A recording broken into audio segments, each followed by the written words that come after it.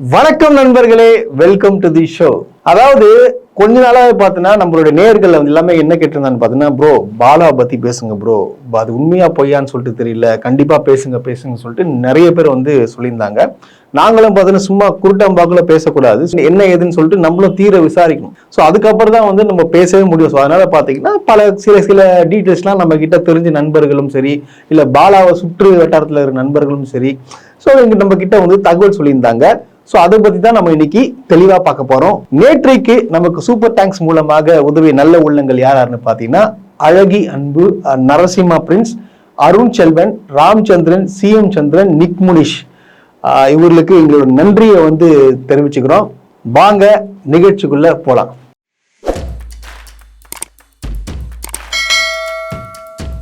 Bala KPY Bala அப்படின்றவர் பார்த்தீங்கன்னா ஒரு ஏழ்மையான குடும்பத்தை ஒரு சார்ந்தவர். அவர் பார்த்தீங்கன்னா வாய்ப்பு தேடி சென்னைக்கு வராரு. அதில் பார்த்தீங்கன்னா உங்களுக்கு எல்லாருக்குமே தெரியும், அமுதவானன்னு சொல்லிட்டு அவர் ஃப்ரெண்டு ஒருத்தர் இருக்காரு. அவர் மூலியமா அவரும் பார்த்தீங்கன்னா விஜய் டிவியில் கொஞ்சம் ஃபேமஸான நல்லா காமெடிலாம் பண்ணுவார், மிமிக்ரிலாம் பண்ணுவார். ஸோ அவர் மூலியமா வராரு. கொஞ்சம் கொஞ்சமாக ஆக்சுவலாக பார்த்தீங்கன்னா சின்ன கேரக்டர் பண்ணி சின்ன ஒரு காமெடி ஆர்டிஸ்டாக பண்ணி அதுக்கப்புறம் பார்த்தீங்கன்னா கலக்கு போவது யாருன்றது ஒரு சாம்பியன் ஆகிடுறாரு. நிறைய பேரை பார்த்தீங்கன்னா ஆக்சுவலா ரொம்ப கவர்ந்து இருக்கிறார். அது போல பார்த்தீங்கன்னா அவர் பண்ற காமெடி, டைமிங் காமெடிலாம் பார்த்தீங்கன்னு வச்சுங்களேன், எல்லாருமே ரசிக்கும்படியா இருந்துச்சு. என்னடா அவன் காமெடி மட்டும் தான் பண்றானேன்னு பார்த்தீங்கன்னா, அவருக்கு ஒரு நல்ல மனசு இருக்கு போல. அவருக்கு அப்போதுலேருந்தே பார்த்தீங்கன்னா நம்ம அவ்வளோ தூரம் கஷ்டப்பட்டோம், நம்மளால என்ன சொல்ற முடியாதவங்களுக்கு நம்மள ஒரு உதவி பண்ணணும் அப்படின்னு சொல்லிட்டு ஒரு பிளான் பண்ணி பண்ணிட்டு இருக்காரு. ஸோ இப்படி பண்ணிட்டு இருக்கும்போது கொஞ்சம் கொஞ்சமா வளர்ந்து பார்த்தீங்கன்னா அவர் ஒரு ஹீரோவே ஆகிறார். அவருக்கு பார்த்தீங்கன்னா காந்தி கண்ணாடி அப்படின்னு சொல்லிட்டு ஒரு படத்துல அவருக்கு வாய்ப்பு கொடுக்குறாங்க. அந்த வாய்ப்பு பயன்படுத்தி பார்த்தீங்கன்னா ஒரு ஹீரோ வரார். அதுல ஒரு செகண்ட் ஹீரோவா இல்ல ஃபர்ஸ்ட் ஹீரோன்றது முக்கியம் இல்லை, அது ஒரு பாலா படம்னு சொல்லிட்டு உங்களுக்கு எல்லாருக்குமே தெரியும். அதுவும் சுமாரா ஓரளவுக்கு நல்லாவே போயிட்டு இருக்குன்னு சொல்லலாம். ஆக்சுவலா இதுக்கு முன்னாடி எந்த பிரச்சனையும் பாத்தீங்கன்னா பாலா அவர்களுக்கு நேர்ந்ததே கிடையாது. இந்த படம் ரிலீஸ் ஆன உடனே பாத்தீங்கன்னா ஒவ்வொரு பிரச்சனையா கிளம்பி வருது. யாரோ ஒருத்தர் என்ன பண்றாரு, ஒரு யூடியூபர் என்ன பண்றாரு, பாலா ஒரு சாதாரண ஆள் கிடையாது, அவன் பின்னாடி ஒரு லண்டன் ஒரு யாரோ இருக்கிறாங்க, கைக்கூலி இருக்கிறாங்க, அது மூலியமா பணங்கள்லாம் வந்துட்டு இருக்கு, யாரோ மேலேந்து உதவுறாங்க, இவன் மிகவும் ஒரு ஆபத்தானவன். நேபாளில் பார்த்தீங்கன்னா ஒரு கலவரம் வந்துச்சு பார்த்தீங்களா, அதில் ஒருத்தன் எல்லாருக்கும் ஹெல்ப் பண்ற மாதிரி ஹெல்ப் பண்ணி பார்த்தீங்கன்னா ஒரு கலவரத்தையே தூண்டி விட்டு நேபாளே டோட்டலாகவே காலி பண்ணிட்டான். இப்போ ஜனாதிபதி ஆட்சி நடக்குது அப்படின்லாம் சொல்லி இது நடக்கும்னு சொல்லிட்டு பாலா சொல்றான். பாலா ஒரு இலும்பு நாட்டியம், ஒரு கைக்கூலி, அவன் அதாவது தமிழ்நாட்டை அழிக்க வந்தவன் அப்படி இப்படின்னு சொல்லிட்டு ஏதேதோ எனக்கு ஒண்ணுமே புரியல. என்னடா அதாவது அந்த வீடியோவை நான் பார்க்கும்போது பார்த்தீங்கன்னா, ஓ ஒருவேளை இருக்குமோ, ஒருவேளை இப்படி இருக்குமோ, ஒருவேளை அப்படி இருக்குமோன்னு சொல்லிட்டு ஏகப்பட்ட சந்தேகங்களை அந்த யூடியூபர் எழுப்பிட்டாரு. என்னடா இது, நம்மளே பாலாவை பத்தி நல்லா பேசியிருக்கோமே, என்னடா கதை ஏதா கதைன்னு சொல்லிட்டு அப்படியே விசாரிச்சு பார்த்ததுன்னு தெரியுது. இதெல்லாம் பாத்தீங்கன்னா அதாவது ஒருத்தன் வளர்ந்துடக்கூடாது, அந்த ஒரு கெட்ட எண்ணத்துல இவங்க எல்லாம் பேசுறது தெளிவுபடுத்திக்கிறேன் விரும்புறேன் நான்.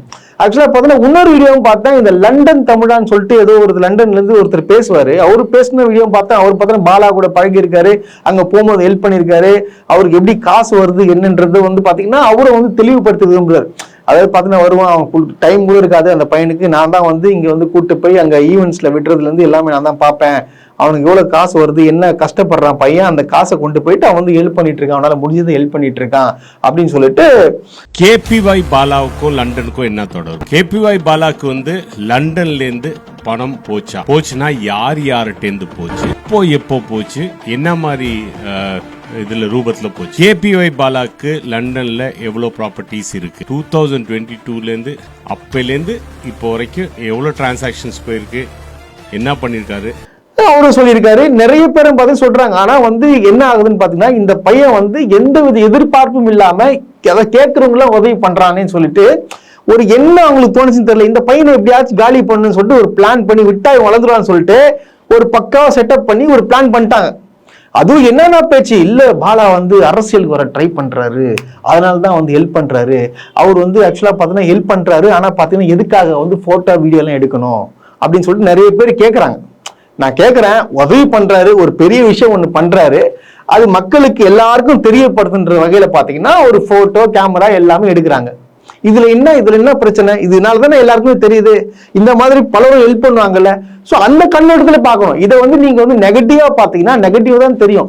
இதனால என்ன ஆகுதுன்னு பாத்தீங்கன்னா, அந்த பையன் நல்லா வளர்ந்து வந்துட்டு இருக்கான், அவனுக்கு ஒரு கெட்ட பேரை உருவாக்குன்ற ஒரே காரணத்துல என்ன பண்றாங்கன்னா இந்த மாதிரி எல்லாம் பண்றாங்க. இதெல்லாம் பக்கா பொய், இது ஃப்ராடு வேலை. அதாவது பாத்தீங்கன்னா ஒரு ஆம்புலன்ஸ் எல்லாம் கொடுத்துருக்காரு, இதெல்லாம் ஃபேக்குங்க, இது வந்து வேற ஒரு காரோட ரெஜிஸ்டர் நம்பரு.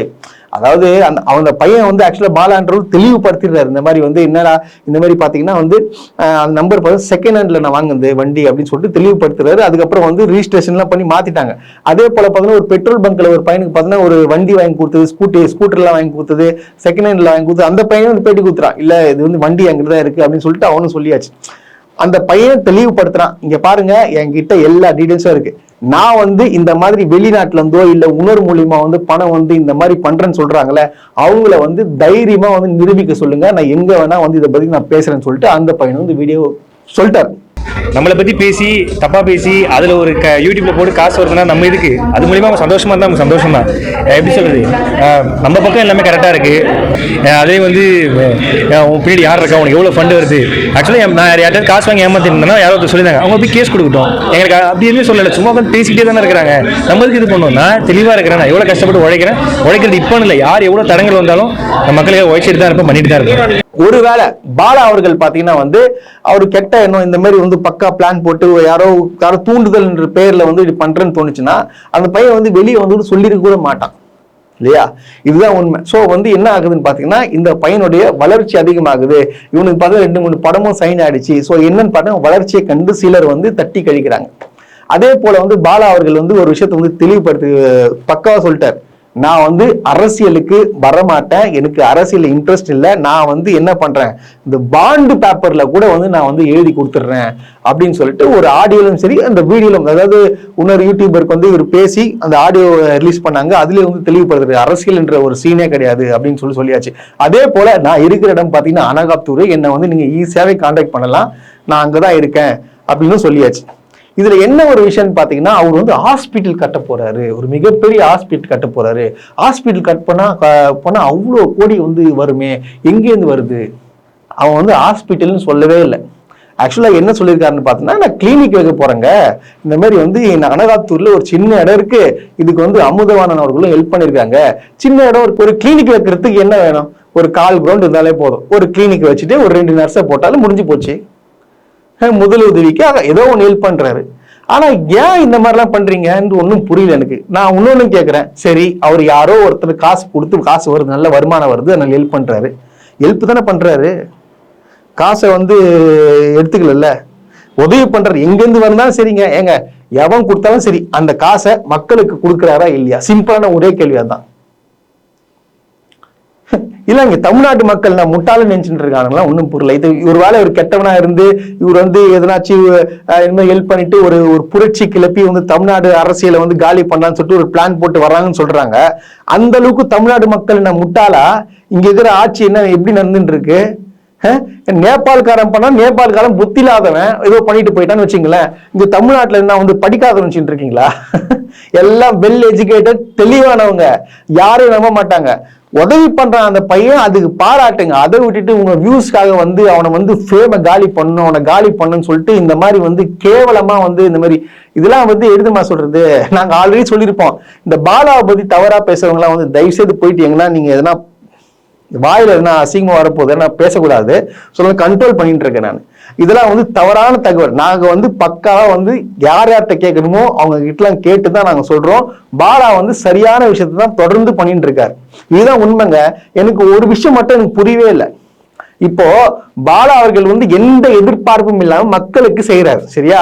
ஆனா ஒருத்தர் வந்து அரசியலுக்கு வந்துதான் நான் முதலமைச்சராகி தான் உதவி பண்றேன்னு சொல்லிட்டு வர்றாருல, அவரை போயிட்டு யாருன்னா கேக்குறீங்களா? அவரை யார் தூண்டி விடுறா? விஜய் யார் தூண்டி விடுறது? அவர் இப்ப அரசியலுக்கு வர வேண்டிய அவசியம் என்ன? தமிழ்நாடு நல்லா தானே இருக்கு, இவர் என்ன வந்து காப்பாத்த போறாரு? அப்ப பின்புலத்துல யார் இருக்கான்னு சொல்லிட்டு எவனாவது இப்ப கேள்வி கேளுங்கயா. நீங்க நாங்க தான் கேள்வி கேட்டு இருக்கோம். ஆனா நீங்க இந்த பாலாவை போட்டு வந்து இந்த மாதிரி பேசிட்டு இருக்கீங்களே, ஒண்ணுமே புரியல. இது வரைக்கும் ஒரு ஹெல்ப்பும் ஒரு உதவியும் பண்ணாதவர் அந்த இலங்கையில அந்த பிரச்சனை கூட பாத்தீங்கன்னா வந்து எல்லாருக்கும் டொனேஷன் பண்ணாங்க. இவர் பார்த்தீங்கன்னா விஜய் ரசிகர் மன்ற சார்பா வந்து பாத்தீங்கன்னா வச்சுக்கலாம் வெறும் 500 ரூபாய் கொடுத்தாரு. இந்த வீடியோவா இருக்கு. ஒரு கையெழுத்து போட மறுத்தவர், அந்த ராஜபக்சேக்கு எதிராக வந்து கையெழுத்து போட மறுத்தவர், ஐ எம் நாட் இன்ட்ரெஸ்ட் சொல்லிட்டு போனவர் இவரு. அப்புறம் ஏன் இவருக்கே இவ்வளவு சப்போர்ட்? இதை நீங்க கேளுங்க. அப்ப விஜய் பின்னாடி வந்து யாரு இருக்கா? அவங்க ஒரு இலுமினாட்டியா, இல்ல தமிழ்நாட்டு அரசியல காலி பண்ண வந்திருக்காரா? இவருக்கு என்ன அரசியலுக்கு வர வேண்டிய அவசியம் என்ன? அரசியலுக்கு வராமே வந்து உதவி பண்ணலாமே. 200 கோடி ரூபாய் உச்ச நடிகர் சொல்லிக்கிறார்ல, அதுல இருந்து தூக்கி போட்டுட்டு இங்க வராருன்னா அதுக்கு என்ன காரணம் அப்படின்றத போய் கேளுங்க.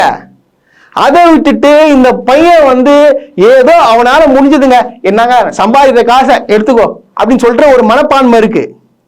நல்ல மனப்பான்மை தானே? யாரு கொடுத்தா நான் கொடுக்குறாருல, கொடுத்த காசு அபேஸ் பண்ணி போலல. நான் கரெக்டா தானே பேசுறேங்க, இதான உண்மை. கொஞ்சம் சிந்திக்கணும். அப்போ இதெல்லாம் வந்து யாரு தூண்டி விடுறது, இவன் பின்புலத்துல யாரு இருக்கான்னு சொல்லிட்டு நீங்களே செக் பண்ணிக்கலாம். அவ்வளவுதான். நான் இருக்கிறது நான் சொல்றேன், நான் மனசுல எனக்கு தோணுது நான் சொல்றேன். இந்த பாலாவையும் விஜய் அவர்களும் ஒன்றா ஒப்பிட்டு நீங்க பாருங்க. யாரு மக்களுக்கு செய்யறா? அந்த பையன் வந்து என்ன இல்லாதவங்க அன்னைக்கு கூட பாத்தீங்கன்னா விஜயகாந்த்ல கூட வந்து படிக்கிறதுக்கு காசு கேட்கறாங்க, காசு எடுத்து கொடுக்குறான், அதை வீடியோ எடுத்து போடுறான். போடியா நீ போடு, நீயே வீடியோ எடுத்து போடு, உனக்கு என்ன பிரச்சனை? பையன் கொடுக்கறத வந்து வீடியோ எடுத்து போடுறான், அவ்வளவுதான். இந்த மாதிரி நீங்களும் பண்ணுன்னு சொல்லிட்டு சொல்ல வரான் அந்த பையன், அவ்வளவுதான், முடிஞ்சு போச்சு.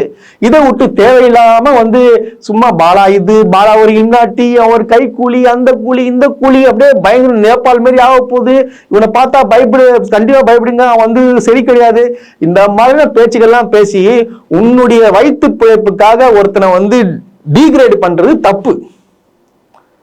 உடனே வருவான், நீ மட்டும் ஏன் வந்து விஜயை பத்தி பேசுற? விஜயை பத்தி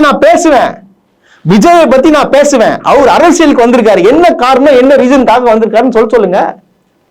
சொல்ல முடியுமா?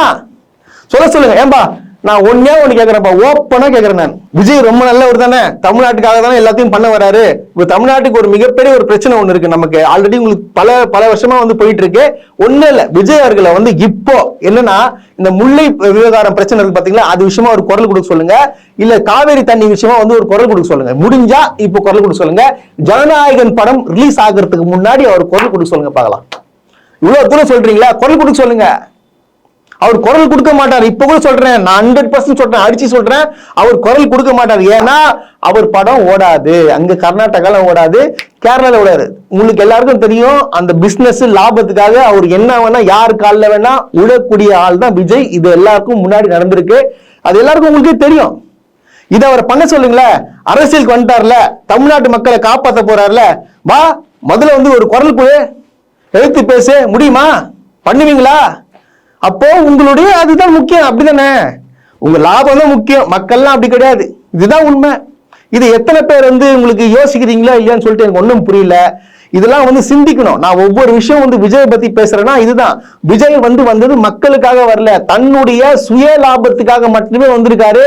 இது எத்தனை பேருக்கு புரியுதுன்னு சொல்லிட்டு எனக்கு தெரியல. உங்களுக்கு எல்லாம் புரியுற வரைக்கும் தொடர்ந்து இந்த ரோஸ்ட் பிரஸ் சேனல் மூலியமா வந்து நாங்க 2 பேர் வந்து குரல் கொடுத்துதான் இருப்போம்.